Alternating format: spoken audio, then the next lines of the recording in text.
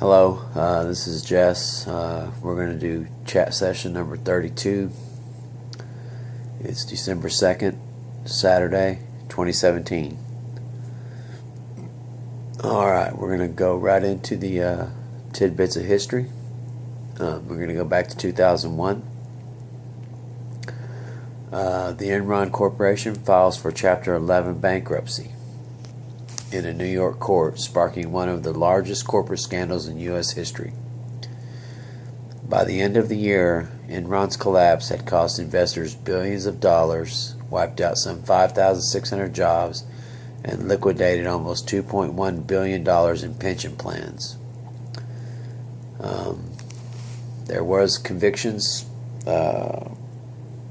They found couple of the guys that were running the show guilty of 29 or so different counts of fraud, different things, and one of them died of heart failure after 2 months into the trial or whatever. But the other guy was sentenced to 24 years in prison. But excuse me. Still a little bit loopy. I'm first day out of surgery. I'm back at the house. So I'm still a little bit with this medication. Even though I'm trying not to take it, it's strong and it makes me a little bit weird. But anyway, okay, so sorry about that little side note there. That's 2001 tidbits of history. Alright, now we're going to go to 1804. In Notre Dame Cathedral in Paris, Napoleon Bonaparte is crowned Napoleon I, the first Frenchman to hold the title of emperor in 1,000 years. Pope Pius VII handed Napoleon the crown that the 35-year-old conqueror of Europe placed on his own head.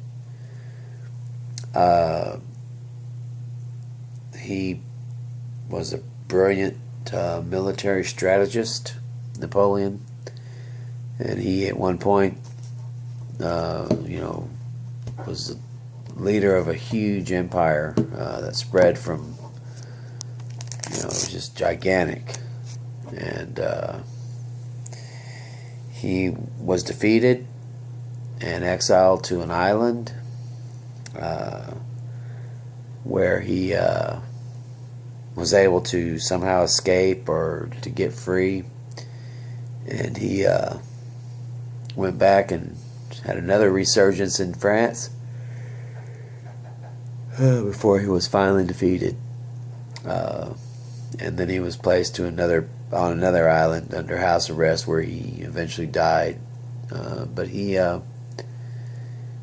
built a huge empire, and he did it from almost nothing. And that's part of the history. Sorry about the non-coherent speech that's going on right now. Probably my knee is giving me some pain. But anyway, that's the tidbits in history. And before I call it a night, it's about 10:30, or actually about 10:05 p.m. Saturday night. But I just want to go right into this tax bill that is passing in our government. And I challenge every person that sees this video or hears my voice at this time to look at what it is that's being passed. If you're not in the upper echelon of the wealthiest people in the country, you will be negatively affected by this tax plan. And I call and challenge every person to call their senators, call their congressmen, bombard the White House with your disapproval, because it is a horrible, horrible injustice on the American people. And I think that there needs to be something happen. Now, there was a time in history when the oppressed, the poor people were tired of that, and they revolted, and it was called Bastille Day, and the poor people came up and they pulled all the guillotines out of the chambers that they had them hidden in, and decapitated a bunch of rich people. When I say rich, I'm talking about royalty, the ones who were taking all the money and leaving the peasants with nothing. It may not be as severe right now, but when you take all of this money, the trillions of dollars, and give it in tax breaks to the upper echelon of what we call wealthy. I'm not talking about just some millionaire. I'm talking about the billionaire class. They're abusing their position. They're abusing their gift that was bestowed upon them by our country in their endeavors to make money. I'm not saying they didn't work for it. I'm not saying they don't deserve to have it. But when they use it to influence our electoral process by using the people that are in office to gain tax breaks for themselves, while putting that burden of that money that should have been in the economy on the middle class, on the lower class. I don't understand how anybody can back the Republican Party when it stands for your demise. Yeah, they talk a big show on TV. They say, oh, America this and America that. But when it comes down to it, they're sucking you dry, and you support them like they care about you. I'm sorry. I'm here to tell you now that those people that are in office lying to you, and you're electing them, putting in them positions to run our country, are bleeding you dry, and they're doing it right in front of you. And it's like you just are happy to give them your blood. I say enough. I say enough is enough. I say it's time to change course on this government with this devastating tax plan that these people that you support, I don't understand it.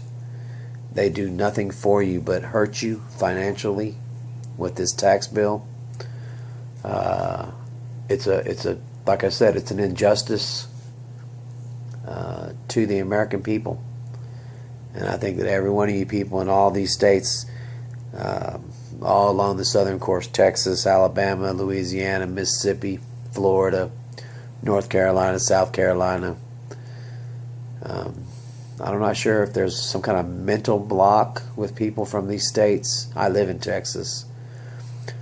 But I'm telling you now that this tax bill is a scam against you, against the common man.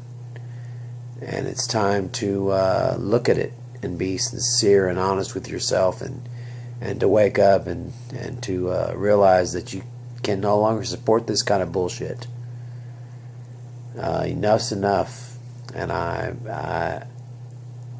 going to say it because I believe it. And you can say that you can come up with every kind of excuse why you still want to support them. That's your business. But when you work all your life and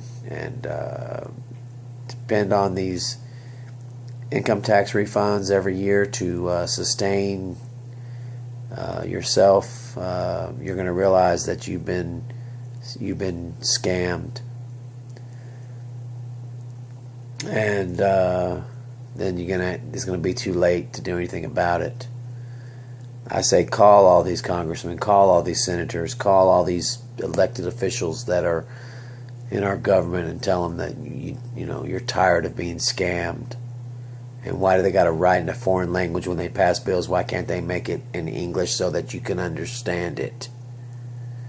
They use all these words that are outdated from 17th century, 18th century, and it's a bunch of crap.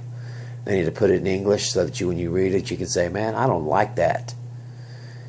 And they don't. They put it in these other foreign words, the old English, and then they come out and say, oh, we're for you, we're going to help you, while they're just sucking all your money out from under you, and you have nothing at the end of the day. I could go on talking about this for 15 years. I'm disgusted with it.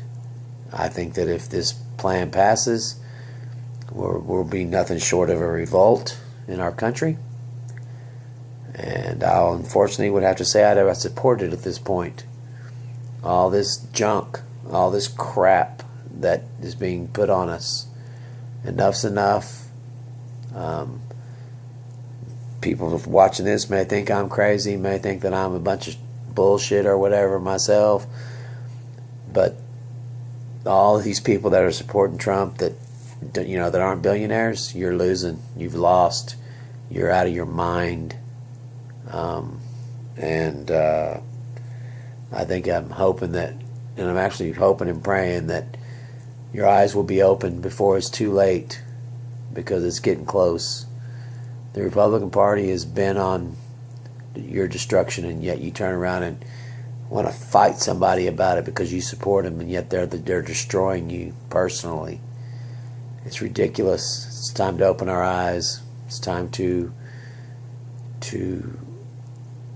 admit that that we're supporting the wrong people. They don't care about you, and they come on TV, and because you watch TV, you believe it. I don't know. I don't get it. It's time to use your minds, folks.